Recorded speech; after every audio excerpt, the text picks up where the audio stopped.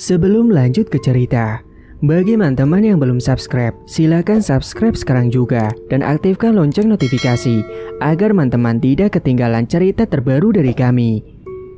Dan tidak usah lama-lama, langsung saja kita masuk ke ceritanya. Selamat mendengarkan. Kamu yakin mau sama dia? Dia pekerjaannya kan tidak tetap. Nanti kamu mau makan apa sama dia? Ucap Pak Anto. Tapi Pak, aku sangat mencintainya, kata Jihan. Cinta, memangnya kamu mau makan apa pakai cinta? Ujar Pak Anto. Saat itu terlihat Doni menekuk wajahnya karena mendengar ucapan dari bapak mertuanya itu. Doni yang sudah malu dan sakit hati kemudian segera pamit pulang kepada orang tua Jihan. Pak, saya pamit pulang dulu, ucap Doni. Namun Pak Anton tidak menerima uluran tangan ketika Doni hendak bersalaman. Akhirnya Doni pun segera bergegas pulang diantarkan oleh Jihan sampai ke depan teras rumahnya. Sementara itu, Jihan juga ikut kecewa mendengar apa yang diucapkan oleh bapaknya sendiri. Padahal hubungan yang dijalani Jihan dan Doni sudah lama sekali, tapi entah kenapa orang tuanya Jihan tidak merestui. Sore itu, di perjalanan pulang, Doni merasakan hatinya bergejolak penuh dengan kekecewaan, amarah, dan juga sakit hati. Terlihat sinar matahari yang berwarna jingga dari ufuk barat menjadi saksi Doni yang sedang meratapi nasibnya. Doni dan Jihan saling mencintai, dan Doni tidak ingin hubungannya yang sudah dibangun lama itu akan kandas seketika. Karena dirinya tidak fokus, dan saat perjalanan pulang itu dia mengalami kecelakaan dan menabrak motor yang datang dari arah berlawanan. Dia dengan motornya ambruk jatuh ke aspal. Saat itu juga beberapa orang sontak langsung datang untuk menolongnya. Terlihat tubuh Doni penuh dengan darah yang bercucuran di aspal. Salah satu warga setempat menghubungi ambulan. Setelahnya Doni pun segera dibawa ke rumah sakit terdekat dengan menggunakan mobil ambulan. Sedangkan motor miliknya itu masih ada di tempat kejadian. Motornya ringsek parah dan diamankan oleh pihak kepolisian. Sesampainya di rumah sakit, Doni dibawa masuk ke dalam ruangan UGD. Sementara pihak kepolisian yang ikut menangani kasus itu menemukan HP milik Doni dan segera dari pihak polisi menghubungi keluarga yang ada di kontak HP-nya. Namun saat polisi melihat riwayat panggilan teratas ada nama Jihan, akhirnya yang dihubungi pun adalah si Jihan, orang terdekat dari Doni. Di sisi lain, Jihan saat itu sedang terduduk di dalam kamarnya memikirkan ucapan dari bapaknya tadi. Tiba-tiba saja terdengar ada suara telepon yang bergetar. Dengan segera dia melihat ke layar ponsel dan saat dilihat ternyata panggilan dari si Doni. Jihan pun langsung mengangkat telepon dari Doni. Halo, selamat sore, kami dari pihak kepolisian. Apa benar Anda keluarga dari Doni? Tanya polisi. Iya halo, saya pacarnya Pak. Ada apa ya? Tanya Jihan penasaran. Kami mau mengabarkan kalau sekarang Doni mengalami kecelakaan dan sudah berada di rumah sakit, ucap polisi. Baik Pak, nanti saya akan ke sana Pak. Terima kasih banyak, jawab Jihan. Seketika saat itu juga Jihan terasa sangat lemah sekali tubuhnya mendengar kabar dari pihak polisi. Sore itu juga dia segera bergegas untuk mandi dan malamnya sehabis sholat maghrib dia langsung mengabari kedua orang tua Doni. Dengan perasaan yang was-was, Jihan segera menuju ke rumahnya Doni menggunakan sepeda motor. Dia khawatir takut terjadi apa-apa dengan Doni. Perjalanan menuju ke rumahnya Doni cukup jauh karena beda kecamatan. Sekitar 20 menit perjalanan, dia melewati jalan tikus karena di jalan raya sedang ada perbaikan. Dan beberapa saat kemudian Jihan pun sampai juga di rumahnya Doni. Sesampainya di depan halaman rumah Doni, dia memarkirkan motornya, kemudian menyambangi rumah Doni. Assalamualaikum. Beberapa kali pintu rumahnya diketuk dan mengucapkan salam, akan tetapi orang tua Doni belum ada yang keluar. Assalamualaikum. Waalaikumsalam. Barulah terdengar sautan dari balik pintu. Nak Jihan, ada apa? Tadi katanya Doni ke rumah kamu. Kok kamu malah kesini? Tanya ibunya Doni. Ayo masuk dulu nak. Namun Jihan malah meneteskan air mata di hadapan ibunya Doni. Loh, kok malah nangis, nak? Ada apa? Tanyanya kemudian. Doni, Bu. Doni, ucap Jihan. Doni kenapa? Doni di rumah sakit, Bu. Tadi saat pulang dari rumah, dia mengalami kecelakaan, kata Jihan. Innalillahi. Ya sudah, kita sekarang pergi ke rumah sakit. Bentar, ibu akan ambil tas dulu, nak. Saat itu ibunya langsung masuk ke dalam rumah untuk mengambil tas terlebih dahulu. Kebetulan bapaknya Doni waktu itu belum pulang bekerja, jadi tidak ikut. Beberapa saat kemudian ibu pun datang kembali ke depan membawa tasnya. Ayo kita berangkat sekarang, nak. Jihan dan ibu Doni pun segera menuju ke rumah sakit dengan berboncengan naik motor. Perjalanan mereka melewati jalanan yang kanan kirinya adalah kebun yang rindang. Dan saat itu juga suasana di sana sangat gelap. Penerangan di sana hanya mengandalkan lampu senter motor. Tiba-tiba, bau singkong rebus menyeruak masuk ke dalam hidung disertai dengan hembusan angin kencang, membuat Jihan merinding ketakutan. Dan anehnya saat itu dia juga mencium bau bangkai yang menyeruak ke dalam hidung. Namun dia berusaha untuk tetap fokus berharap segera cepat sampai ke rumah sakit. Akan tetapi saat Jihan melihat ke arah spion motor, betapa terkejutnya ia ketika melihat ada sosok kuntilanak yang terbang di belakang tubuh ibunya Doni. Jihan yang terkejut melihat sosok itu berusaha untuk terlihat baik-baik saja karena tidak mau membuat ibu Doni ketakutan. Di dalam hatinya, dia terus membacakan doa-doa sebisa mungkin dan dia tidak berani lagi untuk melihat ke arah spion. Setelah Jihan terus membacakan doa-doa, sosok itu pun perlahan akhirnya menghilang. Jihan pun langsung segera melanjutkan kembali perjalanannya menuju ke rumah sakit. Singkat cerita, sesampainya di rumah sakit, Jihan dan ibu Doni dengan segera menanyakan kepada resepsionis di mana letak ruang Doni berada. Saudara Doni ada di ruangan UGD, Mbak, jawab si pihak resepsionis. Ruangan UGD sebelah mana ya, Sus?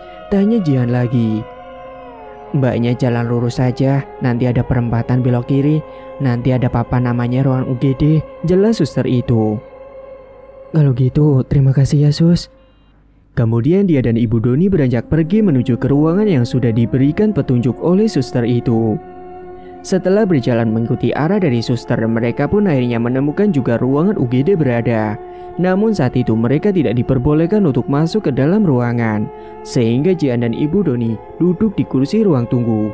Perasaan mereka pun sangat cemas. Dan beberapa saat kemudian dokter pun keluar dari ruangan UGD. Jihan dan ibu Doni langsung menghampiri dokter. Dok, gimana keadaan anak saya, Dok? Tanya ibunya Doni.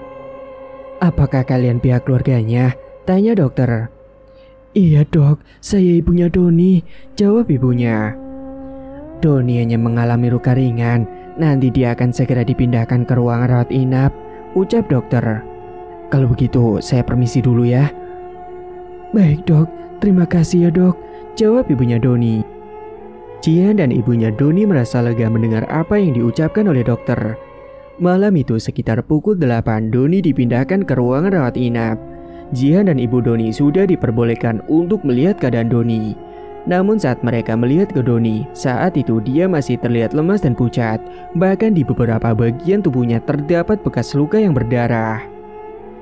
Kamu kenapa bisa seperti ini sih, nak? Tanya ibu pada si Doni. Akan tetapi Doni tidak menjawab pertanyaan dari ibunya karena mungkin masih lemas dan tidak mau diajak bicara. Kamu istirahat ya, Don, gak usah pikirin yang macem-macem dulu, kata Jihan. Doni pun hanya mengangguk pelan menjawab ucapan dari Jihan. Singkat cerita, Jihan pagi itu sedang bersiap-siap menuju ke rumah sakit, namun dia ditanyai oleh Pak Anton. Kamu mau kemana, Han? Mau ke rumah sakit, Pak. Ke rumah sakit? Siapa yang sakit? Doni, Pak. Dia kemarin pulang dari sini kecelakaan. Sudahlah, kamu tidak usah menemui dia lagi, kata Pak Anto. Kenapa sih, Pak? Selalu mengekang aku terus. Aku tuh punya pilihan sendiri, Pak, ucap Jihan tegas. Setelahnya Jihan langsung pergi dari rumah untuk ke rumah sakit. Kebetulan hari itu Jihan sedang libur bekerja, jadi dia bisa menjenguk Doni ke rumah sakit. Sesampainya di rumah sakit, keadaan Doni sudah membaik dan mau berbicara. "Gimana keadaan kamu, Don? Apa kamu sudah mendingan?" tanya Jihan. "Sudah, kamu gak kerja?" tanya Doni lemas. "Hari ini kan aku libur." "Oh iya, aku lupa," kata Doni. "Kapan kamu dibolehin pulang?" Tiba-tiba saja ada dokter dan perawat yang datang untuk memeriksa keadaan Doni. "Keadaannya sudah membaik, besok kamu sudah boleh pulang," ucap dokter. "Makasih ya dok," timbal Jihan. Setelahnya dokter pergi dari ruangan Doni. Jihan menyuruh Doni untuk sarapan, namun Doni menolak karena tidak nafsu makan. "Kamu sarapan dulu ya Don, biar cepat sembuh." "Kata dokter kan tadi aku sudah sembuhan." "Tapi kan kamu harus tetap makan Don." Doni masih tetap menolak, tidak mau untuk sarapan. Singkat cerita, tiba di mana Doni sudah diperbolehkan untuk pulang karena keadaannya sudah membaik. Saat di rumah, Doni selalu kepikiran dengan ucapan bapaknya Jihan waktu itu. Dia merasa tidak pantas dengan si Jihan. Akan tetapi di dalam hatinya, Doni tidak mau kehilangan Jihan karena dia sangat mencintainya. Di dalam kamarnya, dia selalu melamun kepikiran bagaimana caranya agar bisa mendapatkan Jihan seutuhnya. Sampai dia tidak nafsu makan dan malas untuk melakukan kegiatan apapun. Setelah Doni sudah pulih dan sembuh kembali, dia pun mulai berangkat bekerja. Doni bekerja sebagai penjaga toko material. Kadang juga dia ngojek online dan ambil waktu malam hari. Sementara Jihan bekerja di sebuah perbankan. Dia juga termasuk dari keluarga yang terpandang. Maka dari itu bapaknya Jihan tidak merestui hubungan Doni dan Jihan. Doni yang dari keluarga sederhana menjadi tidak percaya diri dengan perkataan dari Pak Anton saat itu. Ketika sedang menjaga toko, sesekali Doni melamun hingga ditegur oleh teman kerjanya. "Wih Don, ngelamun terus, kenapa sih kamu?" ucap Fajar. Sontak Doni yang dikagetkan itu langsung terperanjat dan tersadar dari lamunannya. Ngagetin aja kamu," kata Doni. "Kamu kenapa sih? Aku lihat akhir-akhir ini selalu ngelamun terus." "Aku bingung nih Jar." "Bingung kenapa Don?" "Aku kan sama Jihan sudah lama pacaran, tapi tidak direstui sama bapaknya," ucap Doni. Namun saat Doni sedang curhat, tiba-tiba saja ada pembeli yang datang dan membuat dia tidak melanjutkan kembali obrolannya itu. Singkat cerita, malam itu di rumah Jihan tiba-tiba saja ada tamu yang datang. "Assalamualaikum." Pak Anto yang saat itu sedang berada di dalam kamar langsung ke depan untuk membukakan pintu rumah. "Waalaikumsalam, Rio, silakan masuk," kata Pak Anto. Sementara saat itu Jihan sedang berada di dalam kamar sedang saling membalas pesan dengan Doni. Setelah Rio itu masuk dan duduk di ruang tamu, dengan segera Pak Anto menghampiri Jihan. "Jihan, Han, sini bentar," panggil Pak Anto. Dengan segera Jihan pun beranjak bangun menemui Pak Anto. "Ada apa Pak?" "Ayo keluar dulu, itu ada tamu di depan." "Tamu siapa Pak?" "Sudah, ayo kamu keluar aja, temui dia." Dengan segera Jihan pun melangkah menuju ke ruang tamu. Pak Anto dan Ibu Jihan duduk bersampingan, sementara Jihan duduk berhadapan dengan Rio. "Nak Rio, ini Jihan. Jihan, kenalin, ini Rio anaknya teman Bapak," kata Pak Anto. Mau tidak mau Jihan pun harus berkenalan dengan Rio. "Jihan, sebentar lagi kamu akan melangsungkan pernikahan dengan Rio. Bapak sama Pak Sarul sudah sepakat untuk jodohin kalian berdua," ucap Pak Anto. "Hah? Pernikahan? Tidak bisa gitu dong Pak. Aku tidak mau. Itu tidak adil Pak. Bapak kan tahu aku sudah punya Mas Doni," ucap Jihan. "Rio, memangnya kamu mau dengan perjodohan ini?" tanya Jihan pada Rio. Kalau saya sih, insya Allah saya akan menerima perjodohan ini dengan ikhlas dan sepenuh hati," ucap Rio. Rio ini termasuk pria yang soleh dan penurut, apalagi dia pekerjaannya sudah tetap bahkan memiliki perusahaan sendiri. Itu yang membuat Pak Anto menjodohkan Jihan dengan Rio. Namun saat itu juga, Jihan tiba-tiba saja pergi keluar rumah tanpa izin dari orang tuanya. Dia pergi menggunakan motornya dengan penuh rasa amarah. Jihan berniat untuk pergi ke rumah Doni untuk membicarakan hal tersebut. Beberapa saat kemudian Jihan pun akhirnya sampai juga di rumahnya Doni. Assalamualaikum. Waalaikumsalam. Jihan, kamu kenapa tiba-tiba kesini? Tanya Doni yang membukakan pintunya. Ayo masuk dulu. Saat itu dia duduk di kursi. Tangisnya langsung pecah membuat Doni kebingungan. Kamu kenapa? Datang-datang kok malah nangis? Tanya Doni. Aku ambilkan minum dulu ya. Dengan segera Doni beranjak pergi menuju ke dapur untuk mengambilkan minuman. Dan beberapa saat kemudian Doni pun datang ke depan membawakan minuman untuk Jihan. Ini diminum dulu biar tenang, kata Doni. Perlahan Jihan pun meneguk minuman yang diberikan oleh Doni. Coba cerita ada apa? Tadi di rumah ada calon yang sudah dijodohkan sama bapak, makanya aku kabur ke sini, Mas. Jodohkan? Terus kamu mau? Tanya Doni. Aku menolaknya, Mas, kata Jihan. Terus kita ke depannya gimana, Han? Hubungan kita aja tidak direstui, ucap Doni. Aku juga nggak tahu, Mas. Singkat cerita, suatu hari tiba-tiba saja sakit yang diderita oleh Pak Anto kambuh. Pak Anto sudah memiliki riwayat penyakit paru-paru sejak lama. Karena sakitnya itu kambuh, napasnya akan terasa sangat sesak. Dan saat itu juga Pak Anto dibawa ke rumah sakit. Keadaannya semakin memburuk. Han, Bapak mohon turuti permintaan Bapak yang terakhir. Kamu mau ya sama anak Rio? Bapak ingin melihat kamu menikah dengan Rio, lelaki pilihan Bapak. Karena siapa tahu umur Bapak sudah tidak lama lagi, Nak, ucap Pak Anto. Bapak jangan ngomong seperti itu, Pak, gak baik, kata Jihan. Mau ya, Nak? Bapak mohon, apa kamu mau melihat Bapak seperti ini? Ujar Pak Anto. Saat itu juga Jihan hanya terdiam dan tidak tahu harus menjawab apa, serta air mata yang terus mengalir ke pipinya. Aku gak bisa, Pak.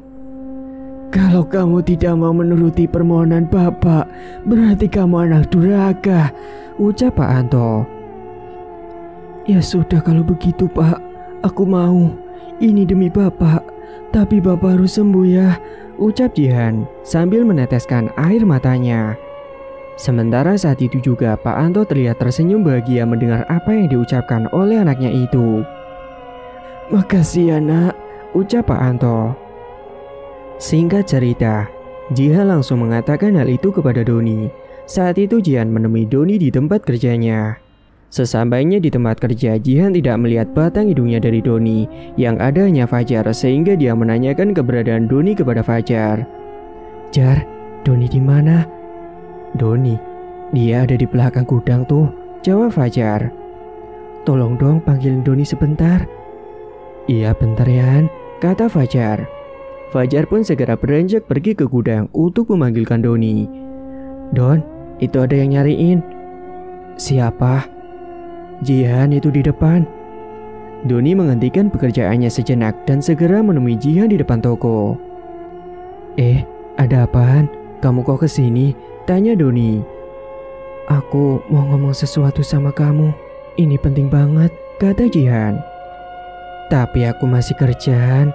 Nanti malam aja ya. Gak apa-apa, ayo cepet Don. Aku mau ngomong sama kamu sekarang juga. Akhirnya Jihan dan Doni pun beranjak ke tempat duduk yang ada di samping toko itu. Don, Bapak sakitnya kambuh lagi dan dia memohon permintaan dan aku pun mengiyakan permintaan itu. Permintaan apaan? Tanya Doni penasaran.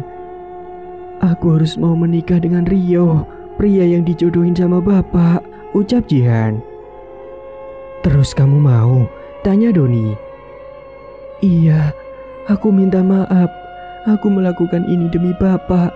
Aku masih sangat cinta sama kamu. Tapi mau bagaimana lagi? Ini permintaan Bapak, Don, kata Jihan. Sontak saat itu juga Doni langsung terdiam lemas mendengar apa yang dikatakan oleh Jihan.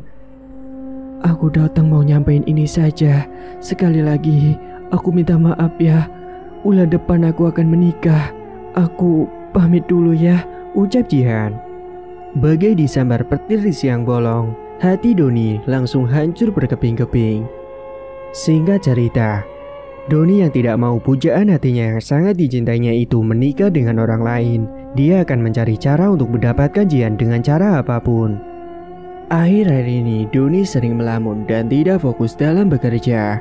Bahkan tubuhnya sangat tidak terawat. Rambutnya acak-acakan, gondrong, dan tubuhnya semakin kurus karena tidak nafsu makan.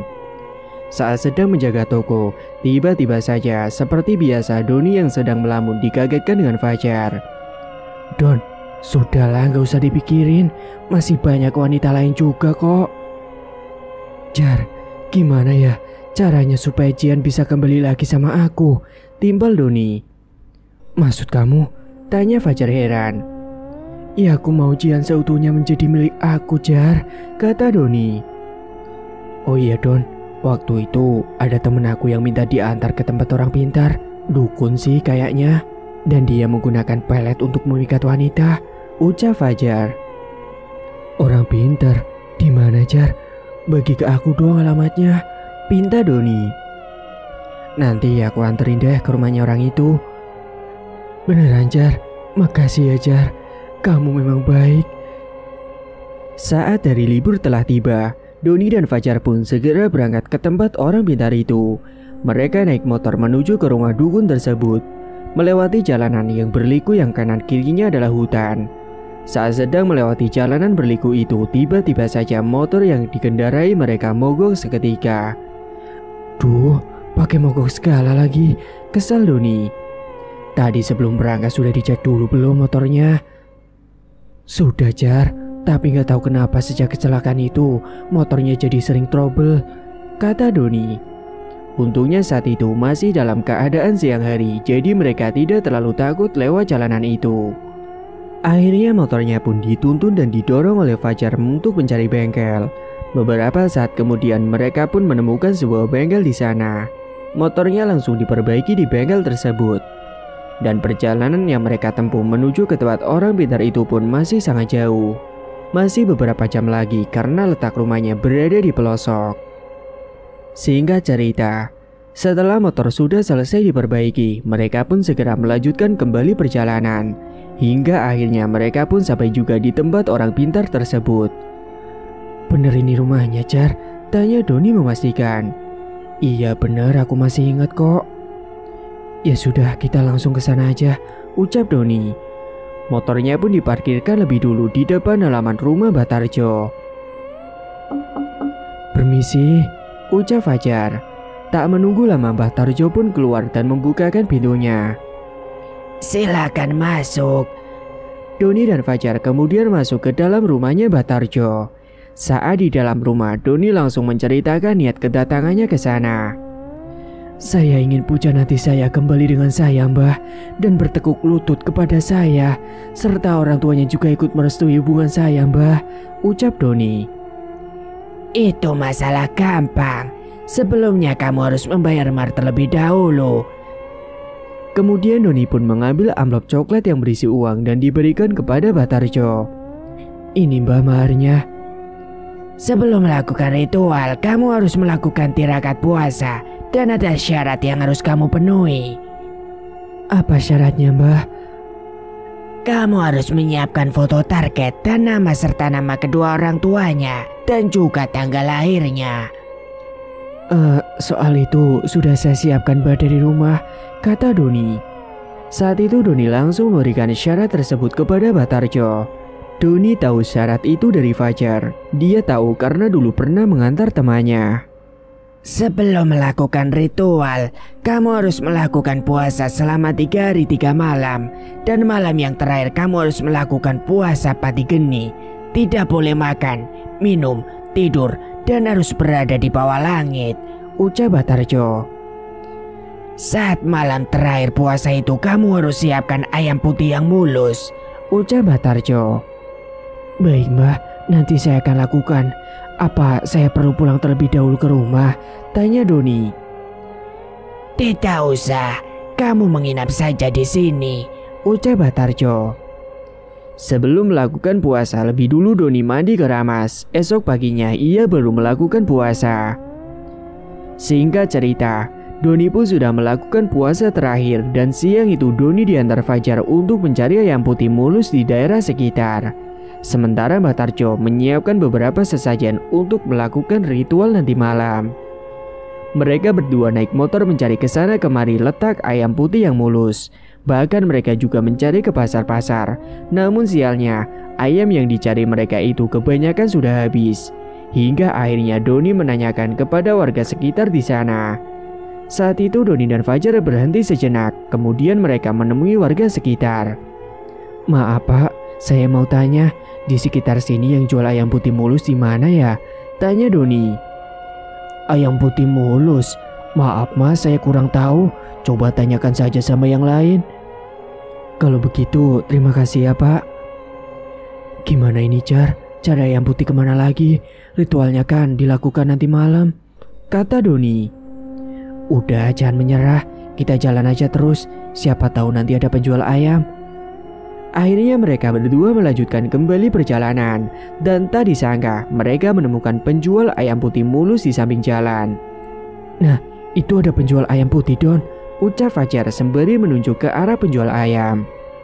"Iya Jar, kita ke sana langsung aja yuk." Mereka pun menghampiri penjual ayam putih itu dan langsung membeli dengan harga berapapun. Singkat cerita, malam harinya Mbak Tarjo sudah menyiapkan beberapa sesajen.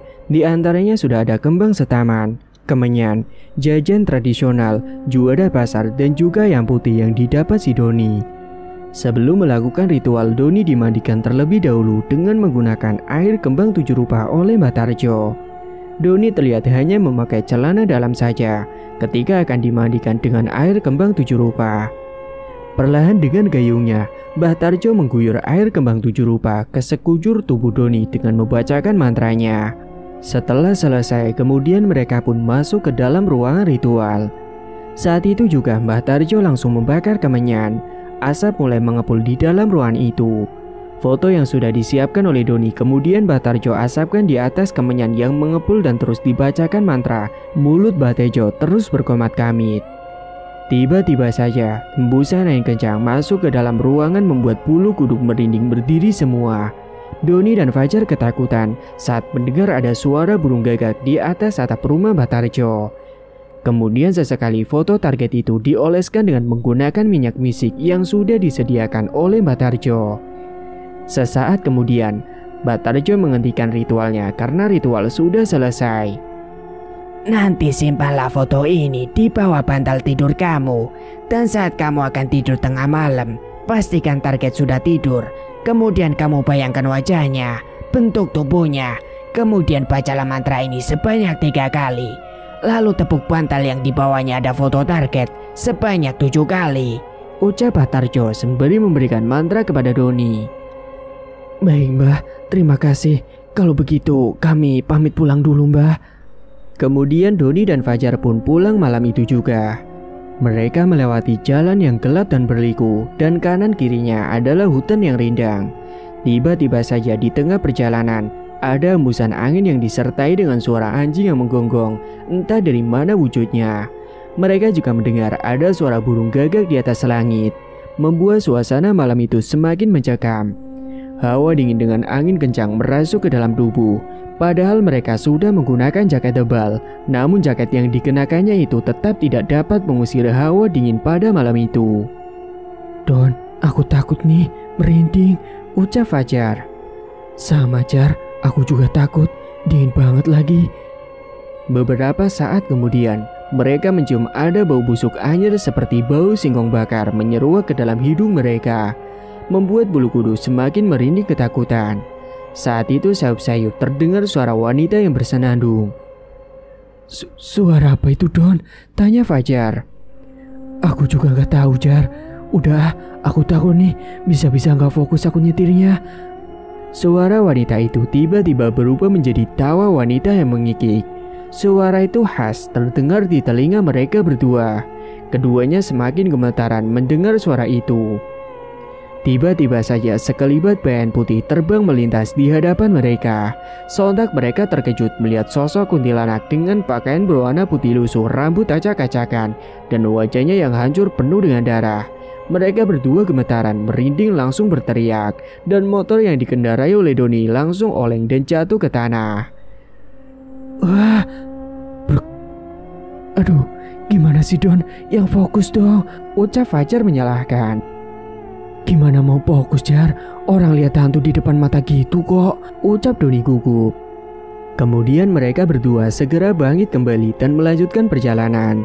Untungnya mereka tidak mengalami luka karena saat itu Doni mengendarai motornya dengan pelan. Beberapa meter mereka berjalan, tiba-tiba mereka dikejutkan kembali dengan sosok pocong yang malang melintang tidur di tengah jalan. Sontak Doni langsung mengerem motornya secara mendadak. Kamu bisa nggak sih naik motornya Don? Pantesan aja kamu waktu itu kecelakaan, ucap Fajar. Diam Jar, itu lihat di depan ada sosok pocong, kata Doni kesel. Terus gimana dong? Ini kita pulangnya gimana? Ucap Fajar ketakutan. Ya sama, aku juga takut, jawab Doni. Setelah menunggu beberapa saat kemudian, akhirnya sosok itu tiba-tiba saja menghilang dengan sendirinya. Wajah mereka berdua sudah terlihat memucat semua. Bagaimana tidak, tengah malam mereka ditampakkan dengan sosok-sosok yang menyeramkan. Akhirnya mereka pun segera melanjutkan perjalanan melawan rasa takutnya itu. Singkat cerita, hampir menuju subuh mereka akhirnya sampai juga di rumah. Sesampainya di rumah, dengan segera Doni meletakkan foto yang diberikan Batarjo di bawah bantal tidurnya. Malam harinya, Doni langsung melakukan ritual dengan membacakan mantra pelet tepuk bantal itu. Malam itu dia mencari waktu sekitar pukul 1 malam di mana Patih Jihan sudah tertidur. Doni langsung mempersiapkan dirinya tidur di atas bantal yang di bawahnya sudah ada foto Jihan. Dia merapalkan mantra yang sudah diberikan oleh Batarjo sebanyak 3 kali. Tepuk bantal patepuk, ku panggil semangat kulo, semangat teko, saking ngimpi dadi nyoto. Jihan binti Anto, aku ra nepuk bantal iki, kecoba nepuk jasad si Sukmo Jihan binti Anto. Si Cirogo kurang nyawa, ben demen lan melasi ingsun, guncang ono rogo lan Sukmone Jihan binti Anto. Aku ra nglipet tanganku, aku nglipet atine ben katresnan marang seliraku. Sri pangasihku Sri jadi putih berkah diiringi. Kemudian setelah Doni membaca mantra itu sebanyak 3 kali, perlahan dia menepuk bantal sebanyak 7 kali, sembari membayangkan wajahnya Jihan serta tubuhnya. Kemudian bantal itu langsung dipeluk dengan erat. Malam itu juga, Jihan yang sedang tertidur tiba-tiba saja dia bermimpi dengan Doni. Di dalam mimpinya itu, Jihan melakukan hubungan dengan Doni. Jihan pun menikmati cumbuan dari Doni di dalam mimpinya itu, sehingga membuat dia tertidur lebih nyenyak. Namun tiba-tiba saja dia melihat ada sosok yang menyeramkan datang di dalam mimpinya itu. Seketika Doni menghilang dan entah kemana. Yang ada adalah sosok genderuwo dengan tatapan mata merah menyala dengan tubuh yang tinggi berbulu dan gigi taring yang panjang dan tajam.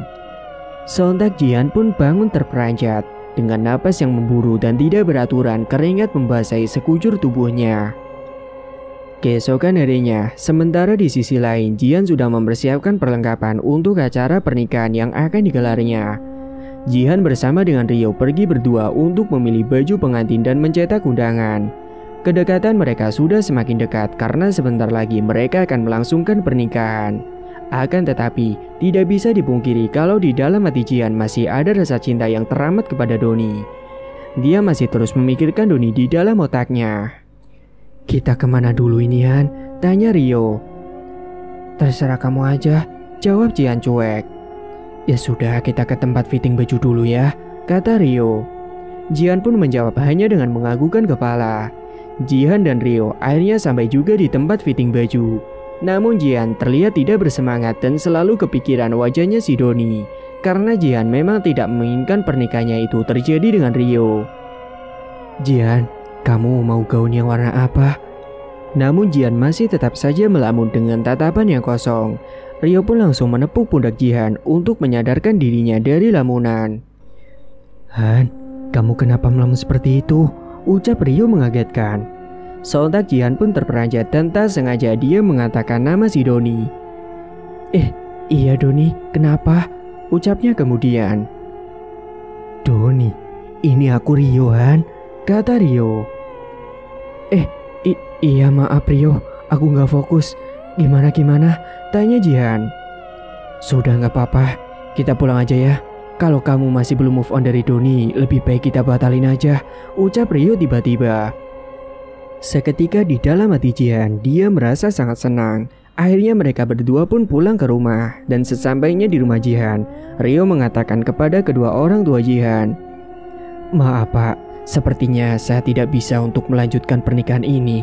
Kita batalin aja Pak," ucap Rio.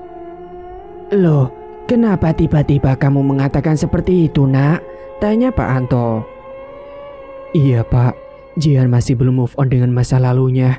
Jadi maaf, aku tidak bisa hidup dengan orang yang belum melupakan masa lalunya Pak, jelas Rio.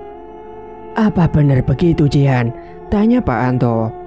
Akan tetapi saat itu Jihan terlihat sedang melamun dengan tatapan matanya yang kosong sembari senyum-senyum sendiri seperti orang gila. Jihan, ucap Pak Anto. Namun Jihan masih tetap saja belum sadar juga dari lamunannya. Kemudian ibunya menyadarkan Jihan dengan menepuk pundaknya. Ada apa Bu? Tanya Jihan. Kamu kenapa ngelamun terus, Nduk? Dari tadi ditanya tidak dijawab, kata ibunya. Bukannya menjawab, malah dia berkata hal lain. Bu, Pak, aku mau pergi dulu ya, timbal Jihan, yang kemudian dia beranjak pergi menggunakan motornya, meninggalkan ibu bapak dan Rio begitu saja. Hari itu, Jihan pergi menuju ke tempat kerjanya si Doni. Fajar, Doni di mana? Tanya Jihan. Wah, bener-bener ampun nih pelet, gumam Fajar dalam hati. Doninya sedang anterin barangan, tunggu aja dulu ya, ucap Fajar. Oke Jar, jawab Jihan. Dia pun duduk di bangku yang ada di depan toko material itu sembari menunggu Doni.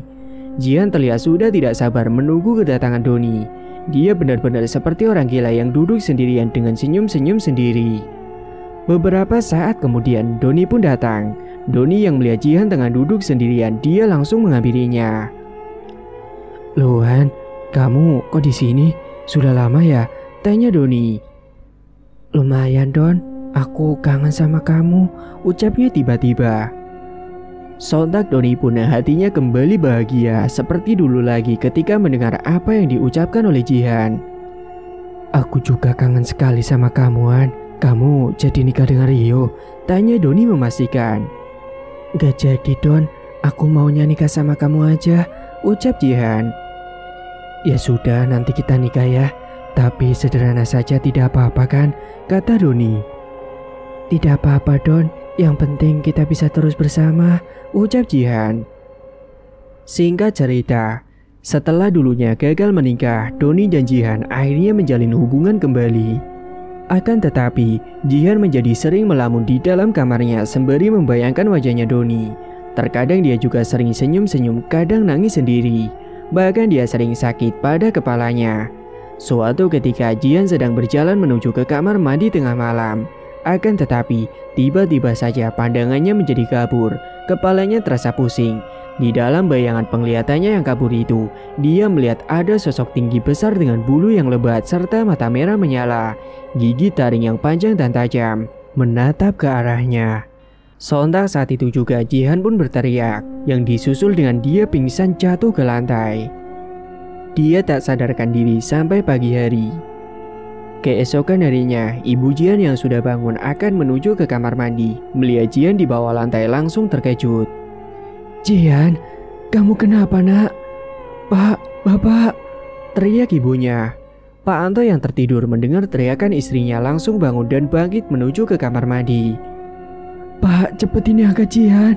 Aku nggak tahu kok dia bisa ada di sini, Pak, kata ibu Jihan. Dengan segera Jihan pun diangkat oleh Pak Anto dan istrinya masuk ke dalam kamar. Pagi itu Pak Anto dan istrinya mencoba membangunkan Jihan yang belum sadar diri. Beberapa saat kemudian akhirnya Jihan pun terbangun. Dengan segera ibu Jihan membuatkan teh hangat untuknya. Ini minum dulu nak. Perlahan dia meneguk segelas teh hangat tersebut supaya lebih tenang. Kamu kenapa bisa pingsan di depan kamar mandi nak? Tanya Pak Anto. Aku melihat ada sosok genderuwo yang menyeramkan Pak, Bu. Baunya sangat busuk sekali, jawab Jihan. Singkat cerita, Suatu hari Doni pun sudah percaya diri untuk pergi ke rumah Jihan menemui kedua orang tuanya. "Assalamualaikum," ucap Doni. "Waalaikumsalam," jawab Pak Anto yang membukakan pintu pertama kali. Kemudian segera Doni menjabat tangan Pak Anto dan menanyakan keberadaan Jihan. "Jihannya ada, Pak?" tanya Doni. "Ada, silakan masuk," ucap Pak Anto. Dengan segera Doni pun langsung masuk ke dalam rumah dan duduk di ruang tamu. Sementara Pak Anto memanggilkan Jihan yang ada di dalam kamar. Jihan, itu ada Doni di luar," ucap Pak Anto. Beberapa saat kemudian Jihan pun beranjak bangkit untuk menemui Doni. Saat itu juga rasa pusing yang dirasakan oleh Jihan seketika menghilang. Dia sangat bahagia bisa bertemu dengan Doni. Saat itu juga Pak Anto ikut duduk di ruang tamu. "Gimana Don, kamu serius sama Jihan?" tanya Pak Anto. "Iya Pak, saya ingin segera menikah dengan Jihan." Entah kenapa tiba-tiba saja Pak Anto langsung merestui hubungan keduanya. Padahal dulu sangat tidak suka dengan Doni. "Kalau kamu serius, nanti kamu bawa orang tua kamu ke sini ya," ucap Pak Anto. "Baik Pak." Hari itu Doni mengajak Jihan pergi jalan-jalan. Dia pun menyanggupi ajakan dari Doni. Saat itu Jihan bonceng dengan Doni. Dia meluk Doni sangat erat sekali, membuat semua orang memandangnya. Namun Jihan tidak menghiraukan orang lain. Dia merasa sangat berbunga-bunga hatinya. Siang itu mereka jalan-jalan sembari mampir ke warung mie ayam kesukaan si Jihan. Sesekali mereka bercerita satu sama lain. Namun sikap Jihan sekarang menjadi aneh. Tidak bersemangat seperti dulunya. Matanya terlihat sayu dengan wajah yang kusam. Bahkan diajak bicara pun seperti orang yang linglung. Akan tetapi Doni tidak terlalu mempermasalahkan hal itu. Singkat cerita, setiap malam saat menjelang tidur, Doni selalu melihat ada bayang-bayang hitam melintas di dalam kamarnya. Pernah waktu itu Doni ketika sedang bercermin, dia melihat sekelibat di bayangan cermin kaca ada sosok yang menyeramkan berdiri di belakangnya. Sosok itu bertubuh tinggi besar dengan bulu hitam yang lebat. Kedua matanya melotot tajam ke arahnya. Namun saat Doni melihat ke arah belakang, namun sosok itu tidak ada di sana. Tapi saat dia balik lagi melihat ke arah cermin itu, sosok itu nampak lagi, terlihat seperti nyata ada di hadapannya. Seketika bulu kuduk Doni berdiri merinding ketakutan. Napasnya terasa tidak beraturan. Dia ketakutan karena diteror sosok menyeramkan itu. Karena takut, akhirnya dia langsung kembali berbaring ke kasur dan langsung menarik selimut menenggelamkan tubuhnya. Suatu ketika, tengah malam Doni terbangun dari tidurnya. Kemudian dia ingin buang air kecil. Dan tiba-tiba saja saat dia sedang berjalan ke kamar mandi, dia mencium bau busuk yang sangat menyeruak masuk ke dalam hidung. Namun dia tidak terlalu menghiraukan akan hal itu. Dia segera melanjutkan untuk segera buang air kecil ke kamar mandi. Akan tetapi, saat setelah selesai buang air kecil, tiba-tiba terdengar ada suara yang mengetuk pintu kamar mandi dari luar. Dengan segera Doni membukakan pintunya untuk keluar. Saat dia keluar, di depan tidak ada siapa-siapa. Sontak bulu kuduk semakin merinding. Dia pun langsung bergegas menuju ke dalam kamarnya. Dan sesampainya di dalam kamar, bau yang tadi dia cium kembali terasa. Dia pun segera menenggelamkan tubuhnya dengan selimut. Di sisi lain, Jihan yang sedang tertidur, dia selalu bermimpi melakukan hubungan dengan Doni. Membuat dia ketika bangun tidur selalu terbayang-bayang dengan wajah Doni. Semenjak itu, Jihan jadi dikeluarkan dari perbankan karena kerjanya selalu melamun dan senyum-senyum sendiri seperti orang gila. Setiap harinya dia sering duduk sendirian, kadang di depan teras rumah, kadang juga di ruang tamu sendirian. Dia melamun dan senyum-senyum sembari membayangkan wajahnya si Doni. Sudah beberapa hari ini Doni tidak datang menemui Jihan. Hingga akhirnya Jihan yang sudah merasakan rindu yang teramat sangat karena tidak bertemu dengan Doni, dia segera bergegas menuju ke rumahnya si Doni. "Assalamualaikum," ucap Jihan sembari mengetuk pintu rumah Doni. "Waalaikumsalam," jawab ibu Doni. Nak Jihan, ayo masuk." "Doninya di mana, Bu?" "Doninya kerjaan." "Kalau begitu makasih ya Bu, aku permisi dulu." Dengan segera Jihan berangkat menuju ke tempat kerja Doni. Sesampainya di toko, ternyata Doni tidak ada di sana. Akhirnya Jihan pun kembali pulang. Namun dia menjadi seperti orang yang kurang kejiwaannya karena tidak bertemu dengan Doni. Singkat cerita, Doni pergi merantau dan sampai saat ini tidak pernah bertemu dengan Jihan. Doni juga tidak memberitahu kepada Jihan kalau dirinya pergi merantau. Dia pergi merantau karena merasa di rumah tidak tenang, selalu diganggu dengan makhluk lain. Apalagi di tempat kerjanya itu penghasilan yang didapat selama bekerja bertahun-tahun masih tetap saja. Jadi dia pun memutuskan untuk pergi merantau saja. Sementara Jihan di rumah, dia semakin kurus, tidak terawat, wajahnya kusam, serta sering melamun dan berbicara sendiri sambil senyum-senyum seperti orang gila. Suatu ketika, ada salah satu teman Pak Anto yang datang ke rumah dan melihat Jihan tengah duduk melamun di depan teras rumah. "Assalamualaikum," ucap Pak Subhan. "Waalaikumsalam, silakan masuk Pak. Gimana kabarnya? Sudah lama tidak pernah ketemu," kata Pak Anto. Pak Subhan ini teman Pak Anto sejak sekolah dulu. Dia merupakan anak pengurus pondok. Sehingga Pak Subhan tahu tentang hal klinik seperti itu. Dia juga bisa melihat sosok yang tak kasat mata. Pak Subhan masuk dan duduk di ruang tamu bersama dengan Pak Anto. "Itu di depan anak sematawayang kamu, Tok?" tanya Pak Subhan. "Iya, kenapa memangnya?" "Aku lihat ada yang janggal dengan anakmu itu, Tok," ucap Pak Subhan. "Maksud kamu gimana?" tanya Pak Anto penasaran. "Tadi pas aku lihat di tubuhnya itu ada sosok yang mengikuti. Mungkin sosok itulah yang membuat dia jadi seperti sekarang ini," terang Pak Subhan. "Dia ada yang mengguna-guna," ibunya kemudian. "Astagfirullah, siapa yang melakukan itu? Pantesan akhir-akhir ini dia seperti orang gila," ucap Pak Anto. "Kamu bisa bantu aku kan?" imbuh Pak Anto. "Bisa, besok aku akan datang lagi ke sini. Siapkan saja jeruk purut dibikin wedang, serta siapin air yang dicampurkan dengan daun sirih," ucap Pak Subhan. "Iya, siap. Nanti aku akan bilang istriku untuk nyiapin itu semua." Dan saat itu Pak Subhan langsung pamitan untuk pulang. Dan ketika beranjak keluar dari rumah, Pak Subhan melihat Jihan yang tengah senyum-senyum sendiri. Ia pun hanya menggeleng-gelengkan kepalanya. Singkat cerita, Ibu Jihan pun menyiapkan semua bahan-bahan hari itu juga yang sudah diperintahkan oleh Pak Subhan. Sementara Jihan tiba-tiba saja demam tinggi, tubuhnya menggigil dan dia terus teriak-teriak memanggil nama Doni. Ibu dan bapaknya sampai kebingungan melihat kondisi anak satu-satunya itu. "Gimana ini Pak? Dia kok jadi seperti ini sekarang?" ucap Ibu Jihan. "Sabar Bu, besok kan Pak Subhan akan datang lagi ke sini untuk menyembuhkan Jihan." Malam itu Jihan benar-benar tidak bisa tidur karena kebayang-bayang wajahnya Doni. Dia terus teriak-teriak memanggil nama Doni sembari kadang senyum-senyum sendiri. Sementara Doni yang pergi merantau itu, dia masih saja tetap dihantui suara-suara aneh dan dia selalu mencium bau bangkai, membuat hidupnya tidak tenang karena diganggu oleh sosok-sosok misterius. Hingga hari di mana malam untuk menyembuhkan Jihan pun tiba. Pak Subhan datang ke rumah saat malam hari. Kemudian beliau langsung masuk ke dalam kamar untuk memulai membacakan doa untuk si Jihan.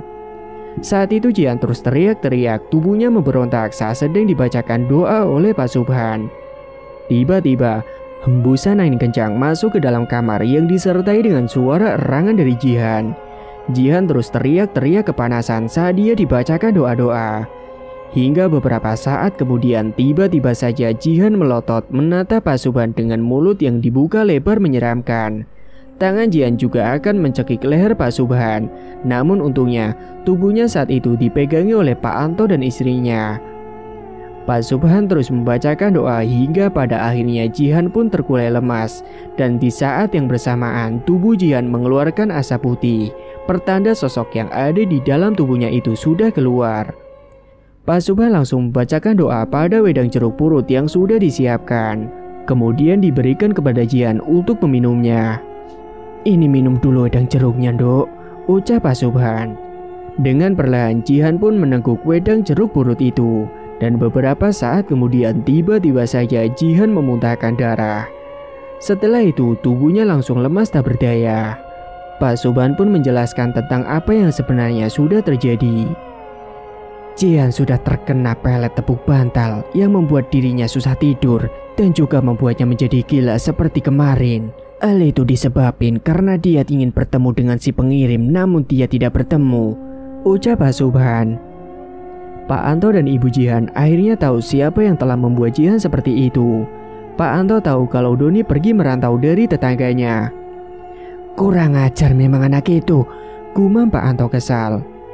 Sudah ikhlasin, jangan ada dendam, ucap Subhan. Besok air yang dicampur dengan tumbukan daun sirih itu gunakan untuk mandi Jihan, ucap Subhan. Baik Pak, jawab ibunya Jihan. Keesokan harinya, Doni yang akan berangkat bekerja di kota, dia mengalami kecelakaan. Dia ditabrak truk sehingga membuat Doni meninggal dunia di tempat. Jenazah Doni pun dibawa pulang ke rumah kedua orang tuanya. Jihan yang sudah sadar dan sembuh seperti semula lagi, dia sudah memaafkan perilaku Doni. Dan dia juga ikut datang ke prosesi pemakaman Doni mengantar ke tempat peristirahatan yang terakhir. Setelah itu, Jihan akhirnya dijodohkan kembali oleh Pak Anto dengan Rio. Kebetulan Rio juga sudah tahu kejadian itu, jadi dia mau dijodohkan kembali dengan Jihan. Apalagi Rio belum memiliki calon selama gagal menikah dengan Jihan. Jihan dan Rio sudah melupakan semua kejadian masa lalu yang pernah terjadi, dan mereka sekarang sedang menata masa depan. Mereka menyiapkan semua perlengkapan untuk acara pernikahan yang datang seminggu lagi. Hingga akhirnya Jihan dan Rio pun akan segera melangsungkan pernikahannya. Seminggu kemudian, Jihan dan Rio melangsungkan pernikahan sampai pada akhirnya mereka sudah resmi menjadi sepasang suami istri. Meskipun begitu, Jihan tidak pernah membenci Doni, orang yang sempat disayanginya. Semoga kita selalu dalam lindungan Allah dan semoga dijauhkan dari hal-hal demikian. Jangan sampai terjerumus dengan perbuatan yang sesat. Dekatkan diri kita kepada Allah dan pertebal keimanan kita. Semua yang bersangkutan dengan iblis pasti akan berakhir secara menderita. Tamat. Cerita pun selesai. Terima kasih bagi teman-teman yang sudah menyimak cerita hingga akhir. Dan bagi yang belum bergabung, silakan tekan tombol subscribe sekarang juga dan aktifkan lonceng notifikasi agar tidak ketinggalan info updatean terbaru dari kami. Sekian dulu dari Mang Ripan, terima kasih sudah menyimak. Wassalamualaikum warahmatullahi wabarakatuh.